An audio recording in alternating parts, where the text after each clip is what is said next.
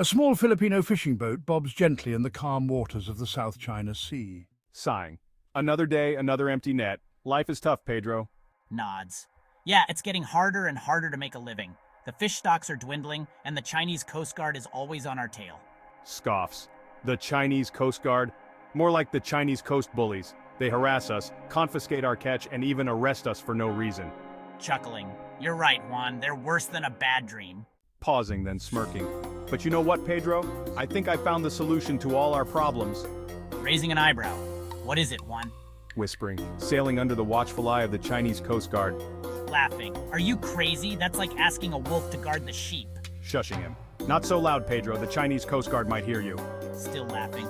But seriously, Juan, how could that possibly help us? Explaining. Think about it, Pedro. If we're always under the watchful eye of the Chinese Coast Guard, they'll know exactly where we are and what we're doing. They won't be able to harass us or confiscate our catch anymore. Skeptical. But how do you know they'll play fair? Smirking. I don't know for sure, but it's worth a try. Besides, what do we have to lose? We're already struggling to make a living. Thinking. You're right, Juan.